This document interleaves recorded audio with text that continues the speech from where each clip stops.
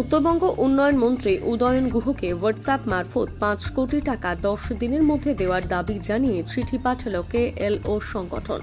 ইতিমধ্যে বিষয়টি জানতে পেরে কোচবিহার পুলিশ সুপার ও দিনহাটা থানায় অভিযোগ জানিয়েছেন মন্ত্রী। বুধবার শিলিগুড়িতে সংবাদ মাধ্যমের মুখোমুখি হয়ে তিনি বলেন, কেউ বা কারা এই ধরনের চিঠি পাঠিয়ে ১০ দিনের মধ্যে আমাকে ৫ কোটি টাকা দান করার জন্য বলেছেন। চিঠি পাওয়া মাত্র আমি বিষয়টি পুলিশকে জানিয়েছি।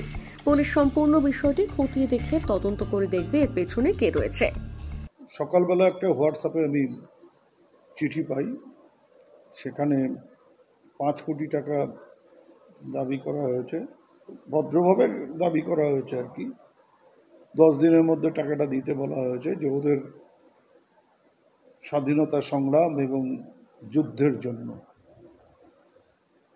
কারা কি ব্যাপার এটা তো পুলিশ তদন্ত করে বের করবে। তবে এই ধরনের অনেক চিঠি এর আগে অসমে বিজনেসম্যান এবং কিছু পলিটিক্যাল লিডারকেও দেওয়া হয়েছে,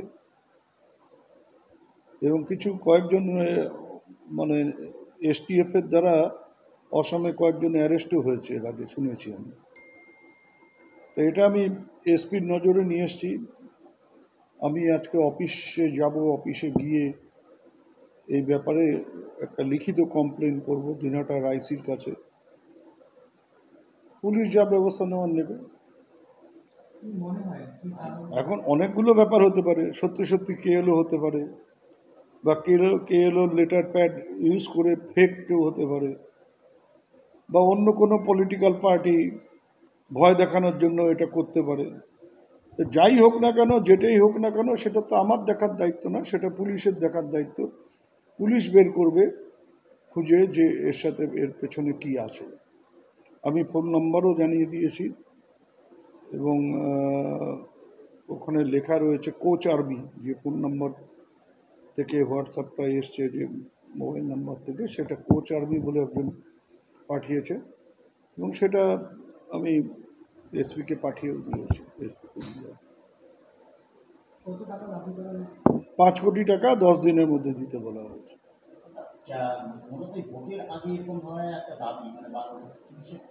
ভোটের আগে মানে ভোটের এটা শিলিগুড়িতে ভোটের আগে, বাকি কুচবিহারে তো আমাদের ভোট হয়ে গেছে। এখন আমি বাইরে কোথাও প্রচার যেতে পারি যদি রাজ্য পার্টির থেকে বলে। এখন সেই সব ব্যাপারেও হতে পারে যে ভয় দেখিয়ে ঘরে বসিয়ে রাখা হোক, কিন্তু এই ধরনের ভয় দেখিয়ে ঘরে আটকে রাখা যাবে না। কিন্তু তবু বলবো যে পুলিশের এটা তদন্ত করে বের করা উচিত, যে কারা আছে এর পেছনে, কি উদ্দেশ্য নিয়ে এটা করা হয়েছে। নজরবন্দি তো আমাকে করা হয়নি, করবার জন্য দাবি করা হয়েছিল, এবং সে মামাবাড়ির আবদার বলা যেতে পারে। তো তাতে নির্বাচন কমিশন কর্ণপাত করেনি, এবং আমাকে গৃহবন্দীও করা হয়নি, নজরবন্দিও করা হয়নি। তবে আমি দেখেছি যে যারা আমাকে গৃহবন্দী করবার কথা বলেছিলেন, তারা নিজেরাই নিজেদেরকে গৃহবন্দী করে রেখেছিলেন। ভোটের দিন আমি দিনহাটা বিধানসভা কেন্দ্রের বিভিন্ন জায়গায় ঘুরেছি, বিশেষ করে যেসব জায়গায় গোলমাল হওয়ার একটা আশঙ্কা ছিল সেই সব জায়গাগুলোতে ঘুরেছি। কোথাও দুই একটি ছোট বিক্ষিপ্ত ঘটনা ছাড়া, তাও বিজেপি করেছে বলে, না হলে পরে কোনো গোলমালই হতো না। বিজেপি যদি ওই গোলমালগুলো না করতো, নিশীথ প্রামাণিকের লোকেরা যদি সেই গোলমালগুলো না করতো, তাহলে কোনো গোলমালই হতো না, 100% শান্তিতে ভোট হতে পারত। তো সেটা বাদ দিয়ে বলা যেতে পারে অলমোস্ট শান্তিতে ভোট হয়েছে, শান্তিপূর্ণভাবে ভোট হয়েছে।